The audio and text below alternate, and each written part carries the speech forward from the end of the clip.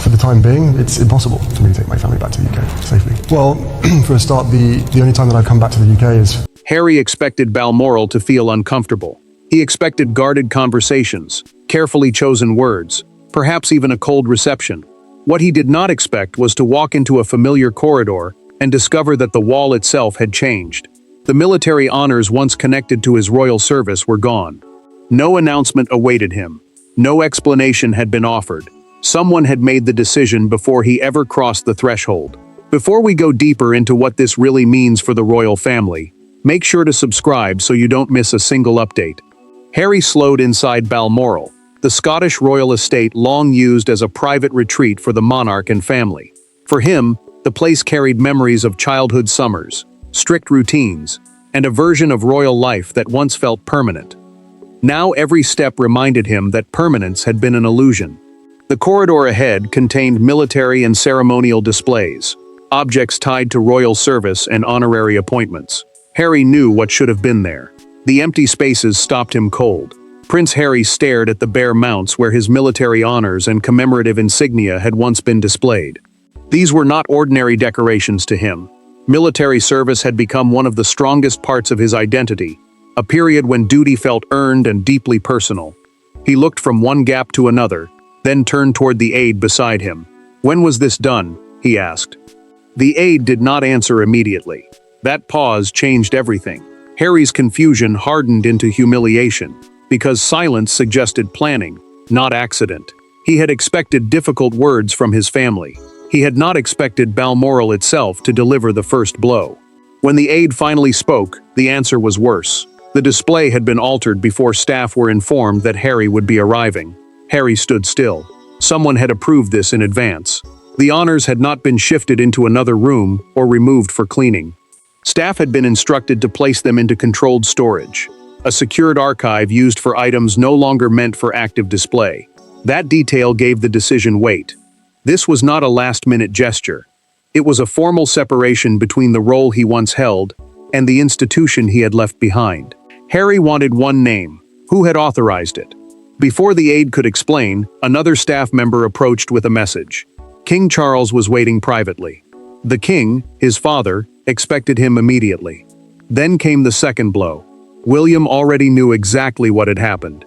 The empty spaces had delivered the first message without words. Now Harry was about to discover whether his father intended to say the rest aloud. For Harry, the missing honors were not decorations. They were fragments of a life in which duty once seemed simpler than family. For Charles, however, they had become symbols of an unresolved contradiction. How could someone step away from royal service while continuing to occupy ceremonial space inside the monarchy? Between father and son stood something far more dangerous than anger, a completely different understanding of what Harry's past entitled him to claim. Harry remained outside the room in silence. His years in uniform had given him something royal life rarely offered, a sense that effort, loyalty, and danger could be measured without titles. Military service had become one of the pillars of his identity, which was why the empty spaces at Balmoral felt so personal. He told the aide beside him that losing a title would have hurt less. They knew what this meant, he said quietly. Charles sat alone with a briefing folder open before him. The king understood Balmoral as more than a family retreat. It was part of the monarchy's inherited memory, where objects on display could suggest who represented the crown. Crown service meant duties carried out officially on behalf of the monarch, not simply personal history. When an aide entered and confirmed that Harry had seen the altered wall, Charles removed his glasses. "Then we cannot avoid it anymore," he said. Harry learned the next part before he entered. Prince William had been consulted in the review. The prince, heir to the throne and first in line to succeed the monarch, had not ordered the removals alone. But William had argued that ceremonial recognition inside royal residences could not remain frozen in time while official roles changed elsewhere. Harry heard the explanation and felt the wound deepen. His brother had known. The decision, however, reached beyond one corridor. Charles had authorized a review of military memorabilia, ceremonial records, and official display material connected to former working royals. A working royal is a family member who performs public duties on behalf of the crown. The review was meant to separate personal service from active institutional status, but to Harry, that distinction sounded clinical. Harry reached for the handle, then stopped. He looked back toward the corridor he had just left, knowing the next conversation could change how he understood his father and brother. Yet the review had not begun because of his arrival. Charles had started it weeks earlier, after one exchange at a military commemoration crossed a line he had refused to ignore. To understand why Charles allowed such a painful gesture, the story has to return to the ceremony that turned an old family wound into an institutional crisis. The decision at Balmoral had a beginning, and everyone closest to the king knew exactly where it was. Weeks earlier, during a private military remembrance gathering, Harry and William found themselves standing beneath the same regimental banners for the first time in years. What began as restrained courtesy ended with one sentence that reached Charles by nightfall. From that moment onward, the palace stopped treating the dispute as family discomfort and started treating it as unfinished royal business. Harry had already surrendered his formal honorary military appointments after stepping back from royal duties. Yet traces of those old associations remained inside private royal residences. An honorary military appointment is a ceremonial role linking a royal figure to a regiment or branch of the armed forces, rather than a rank earned through ordinary military service. Charles had resisted removing those objects because he feared turning separation into erasure. William saw another danger. Displays could suggest that former ceremonial authority still remained active. The breaking point came at Windsor. During a private remembrance gathering, Harry stopped beside an old regimental display while William stood nearby. The brothers had exchanged little more than careful courtesies until Harry finally said, "Service does not disappear because the palace changes the label." William answered without raising his voice, "Your service doesn't. Representation of the crown does." The words landed harder than either man expected. Harry felt the distinction like an insult. To him, the uniform had been earned through discipline, danger, and years that existed beyond palace favor. William heard something different. The Prince of Wales believed his brother was refusing to separate personal achievement from royal office, meaning duties performed officially on behalf of the monarch. Their argument remained controlled, but every sentence carried years of resentment beneath it. Charles received the account that evening through a written briefing from a senior aide who had witnessed the exchange. The king read it twice, then asked one question. Could visitors reasonably look at the existing displays and believe Harry still held active ceremonial standing? No one answered immediately. Charles closed the folder. That silence became the decision. Charles ordered a private audit of historical displays across Balmoral and other royal residences, instructing staff to separate personal military service from honors attached specifically to royal duty. William supported the review, but he drew his own line. Harry's service record, deployment history, and earned medals were to remain fully preserved. Only obsolete ceremonial insignia would leave active display. Harry knew none of that when he saw the empty wall. And when he finally entered the room with Charles, that distinction became the dividing line between reconciliation and an explosion neither man could disguise. There were no advisors between them when Harry entered. No cameras. No ceremonial language capable of softening what had happened. Charles remained beside the fireplace while his younger son stayed near the door, refusing the chair offered to him. Then came the question that stripped away every layer of protocol. Was this your decision? For several seconds, the king did not answer, and that silence wounded Harry more deeply than an immediate admission might have done. Harry stepped farther into the private sitting room but still refused to sit. Charles offered tea, then let the gesture die when his son did not respond. Ceremonial representation meant the symbols used to show that someone still holds an official royal role, and the king believed those symbols could not remain unchanged when the role itself had ended. Harry heard the principle. He did not accept the pain it caused. Harry gripped the back of the empty chair. "Do you understand what that wall says to me?" he asked. Charles looked directly at him. "I know exactly what it looks like. That is why this was difficult." The answer only sharpened the wound. Harry told his father that palace decisions always seemed most brutal when they touched the parts of his identity he valued most. Charles stiffened when the accusation became personal. Harry said the family had turned remembrance into punishment, using institutional language to make emotional damage sound necessary. The king rejected that. He told his son that military service and royal office were not the same thing, and pretending otherwise would deepen confusion. Yet Charles did not hide behind advisors when Harry demanded the truth. Charles finally gave him the answer. The authorization had been his. William had advised him, but the king had approved the removal himself. Harry went silent. For hours, he had imagined his brother as the architect of the humiliation. Now his father stood before him and claimed final responsibility. Charles then explained what Harry had not been told. His operational service record, medals personally earned, and archival history remained untouched. Only honors linked to former royal appointments had been removed from active ceremonial presentation. Nothing he had earned in uniform had been erased. Harry pulled the chair backward. For 1 second, Charles expected him to sit. Instead, Harry pushed it neatly beneath the table and asked, "Is William here?" Charles answered yes. Then he warned him that confronting his brother would not change the decision. That warning only hardened Harry's resolve further. Charles had taken responsibility, but Harry was no longer looking for responsibility.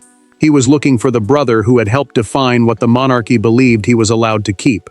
Harry believed his father had made the decision, but he also understood something more uncomfortable. William had shaped the logic behind it. The future king was no longer merely Harry's older brother defending palace tradition from the sidelines. He had become one of the central architects of how the monarchy intended to separate private family history from active royal authority.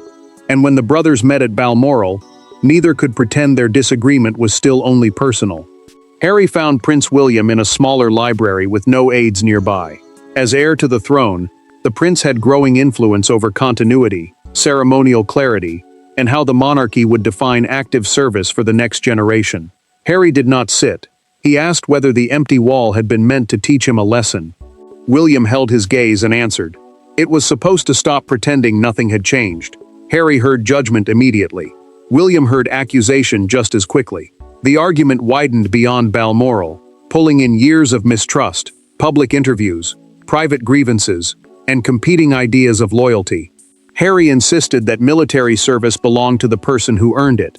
William agreed, but drew a hard boundary around honorary positions. Ceremonial roles granted because someone was serving officially as a working royal. To him, preserving those symbols unchanged suggested an authority that no longer existed. William opened a leather portfolio containing the review recommendations. A royal review, in this context, meant an internal assessment of how titles, records, honors, and displays should reflect someone's current status. He turned several pages toward Harry, then stopped at a paragraph proposing the removal of personal service references alongside obsolete ceremonial material.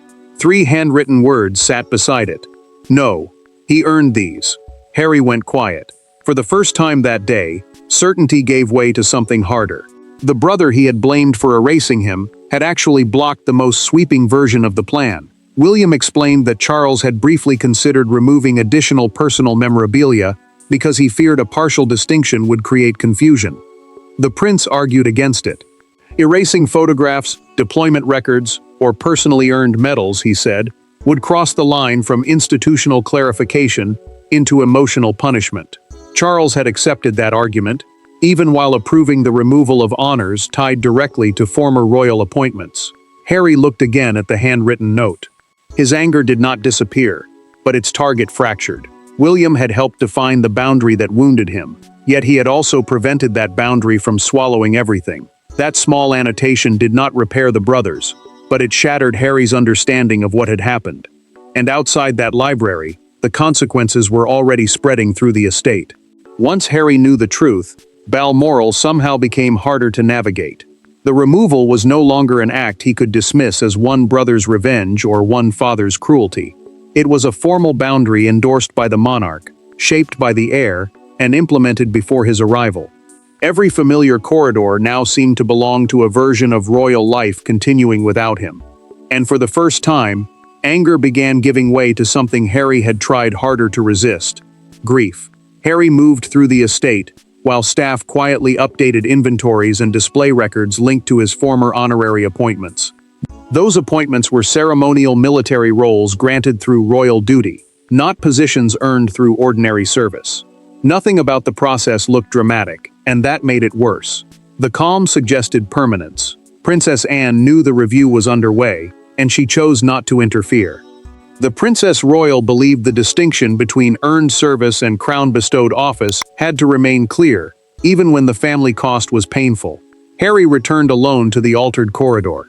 He placed his fingers against one empty mounting point, then pulled his hand away. Nearby, photographs from genuine deployments remained untouched.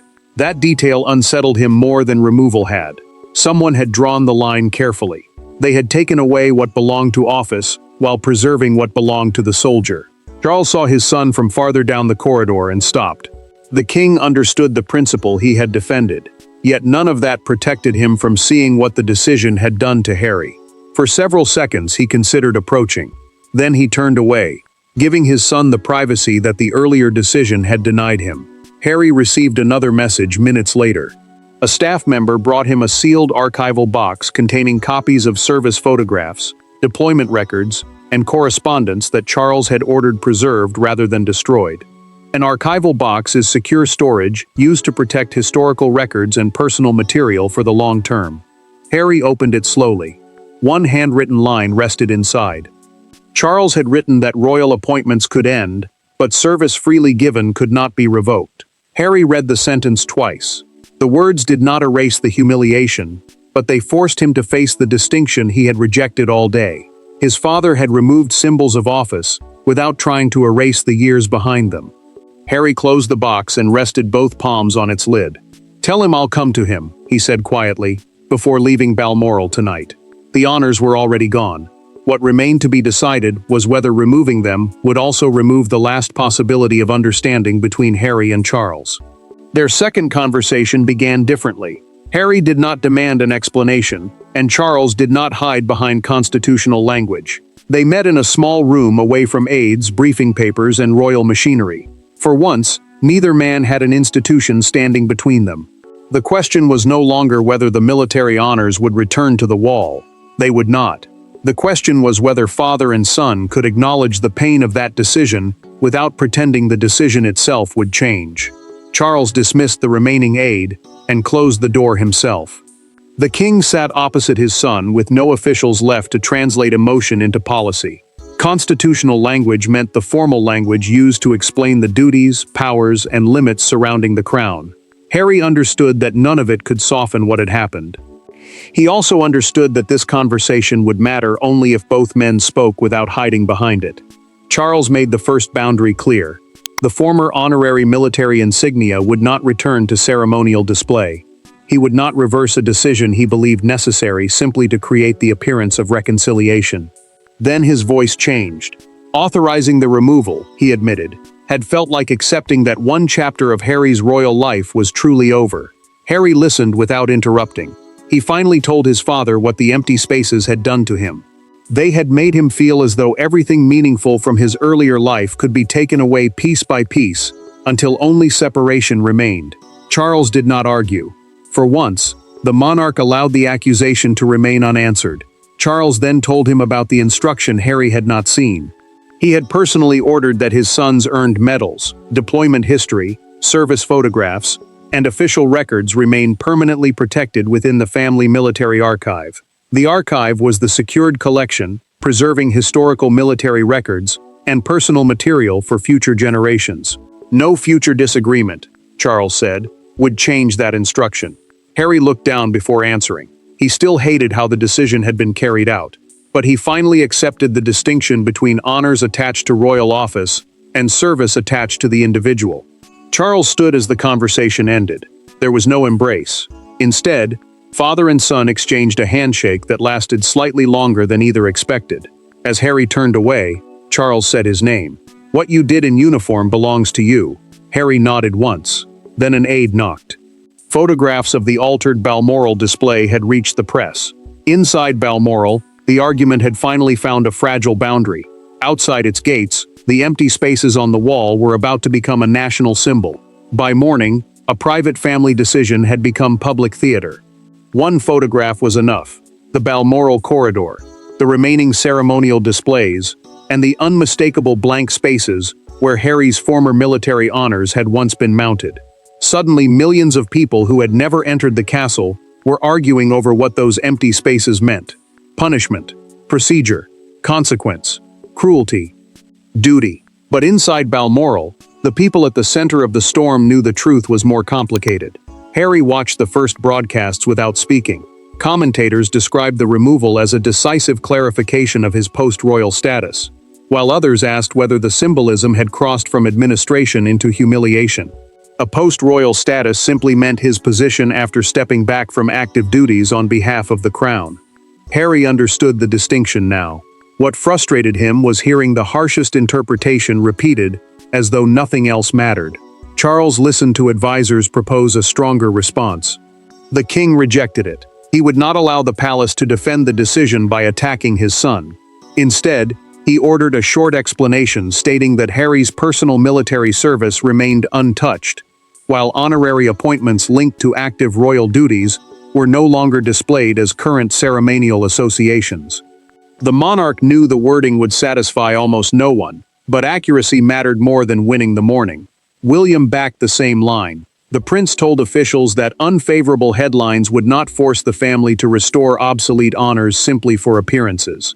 Yet he was equally firm on the other side. Nobody speaking for the monarchy was to suggest that Harry's earned service had been diminished.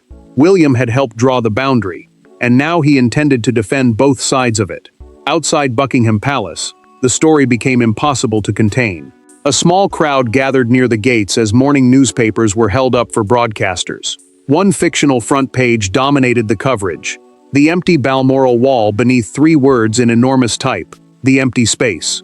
The phrase spread within minutes, turning one private rearrangement into a national symbol of Harry's separation from royal life.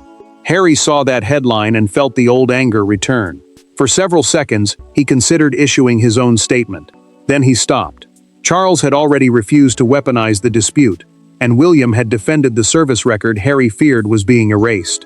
An angry counterattack would only flatten the truth again. Harry made one final, deeply personal request before the morning ended, and before the car arrived. Before leaving Balmoral, he wanted to return to the altered corridor alone. The country could argue over what the empty spaces represented, but Harry's final walk through Balmoral would determine what they meant to him. Nothing was restored before Harry left Balmoral. No aid returned with the missing insignia. No royal order reversed what had been done. The blank spaces remained exactly where he first discovered them. Yet by the time Harry walked past that wall for the final time, their meaning had changed. What initially looked like an attempt to erase a man had become something harsher but clearer. A boundary between the royal role he once occupied and the service nobody could take away. Harry returned to the corridor. The honorary military insignia remained absent, and Charles would not reverse the order. Honorary military insignia are ceremonial symbols tied to royal appointments, not medals earned through service. William had not asked for reconsideration. The monarchy wanted a clear separation between Harry's former official position and his life outside working royal duty. Harry looked past the empty mounts this time. His attention settled on a surviving photograph tied to military service, and his anger loosened. His operational record, deployment history, earned medals, photographs, and personal service material remained preserved. They came from experience and sacrifice, not royal office. He allowed himself a small smile. Charles met his son near the entrance. The king did not pretend one day had repaired years of damage, and Harry did not pretend the removal no longer hurt. He thanked his father for preserving what he had earned, but said discovering the change without warning had turned an institutional decision into a personal wound. Charles accepted that criticism. He did not apologize for removing the ceremonial honors, but he admitted Harry should have been told before arriving. The monarch defended the boundary while accepting responsibility for the way it had been communicated. That distinction mattered. Harry left knowing something different about William. The prince had helped draw the line that removed those honors, yet he had stopped the review from becoming erasure. The brothers remained divided, but the hatred Harry carried into their confrontation no longer controlled the ending. Harry stepped outside and paused before entering the car. He looked back at Balmoral, then got inside. The door closed. The vehicle moved away. The honors remained in storage. The wall stayed changed. The decision stayed final. Harry's royal military privileges were over, but his earned service was not. Charles had chosen kingship without denying fatherhood. William had defended institutional clarity without erasing his brother. Harry understood the hardest truth. Losing his ceremonial place inside the monarchy did not mean losing the sacrifice, service, or history that still belonged to him alone. Thanks for watching. Please don't forget to like and subscribe, and we will see you in next one.